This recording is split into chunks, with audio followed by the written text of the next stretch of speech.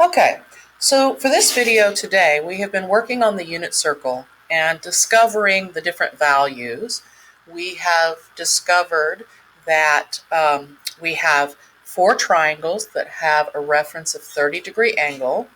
So these blue four triangles all had the same values with the exception of their positives and negatives.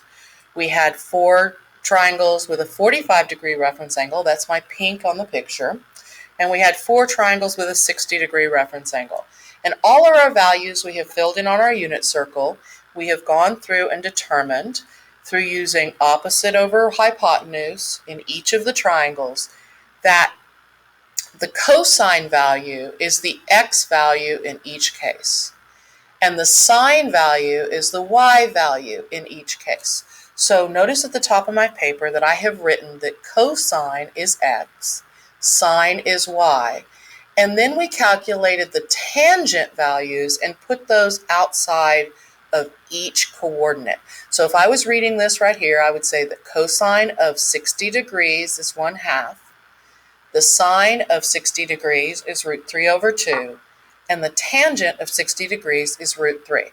Now we've already completed the circle together in class, and so you should have it completely filled out just like this. So this video is about using trig solutions and solving trig functions just using the unit circle. So I'm going to put an example of some problems up here, and we're going to use the unit circle to find the answers. So the problem might look like this. It might say, what is the cosine of 45 degrees? So we find the 45-degree angle on our unit circle. We look at the x value. Let me zoom in a little so we can read that a little better. What is the x value there? And that x value is √2/2. So the cosine of 45 degrees is equal to √2/2. And what is the sine of 150 degrees? Well, the sine value is the y value, but where? So we go on our unit circle, we find our 150-degree angle, which is right here in my blue triangle, 150-degree angle, we go out to the coordinates, and the sine value is the y value, so that's equal to 1/2. And the tangent value of 240, so we go on our unit circle, we find our 240-degree angle, right here, that's my green one. We come down and look at our coordinates, and we're looking for tangent, so it's this value on the outside. It's equal to the square root of 3. So that's pretty straightforward in degrees. The same thing can be done asking in radians. Where's the cosine of 11 pi over 6? So I go to my unit circle, I find 11 pi over 6. The x value is the square root of 3/2. That's cosine. So the cosine of 11 pi over 6 is √3/2. What's the sine value of 5 pi over 4? We find 5 pi over 4 on our unit circle. It's right here, my pink one. The sine value is the y value, and so it is simply -√2/2. And same thing with tangent. Where is the tangent of 2 pi over 3? So let's find 2 pi over 3 is right there on my unit circle. What's the tangent value? It's the one on the outside, and so it's -√3. So we can find degrees or radians, sine, cosine, and tangent values simply by looking at our unit circle. We can also find negative angle values.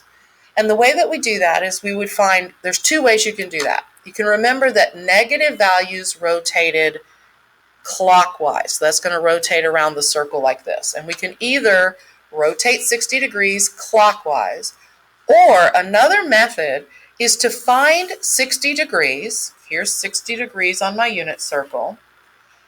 Reflect over the x-axis. If this is 60 degrees, this one down here, another name for it is -60 degrees. So here's 60, reflect over the x-axis, and here's -60 degrees. And the question was cosine of -60. So we look at the x value, and that is equal to 1/2. So doing the same thing, we could either, let's go back for just a second. Recognize that if I started here at my initial side, which is always 0, And if I rotated negative 60 degrees, that would be the negative 60-degree angle right here, subtracting 60 degrees. It's in the same location as 300 degrees.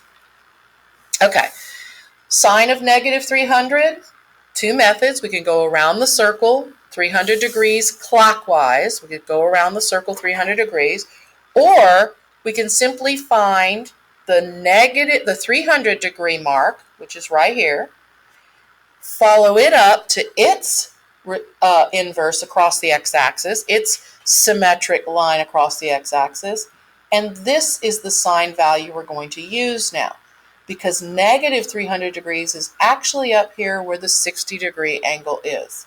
And so the sine value is positive root 3 over 2, because when we've spun around the entire circle 300 degrees, we ended up back here in quadrant 1. And so that's why that is positive sine value in quadrant 1.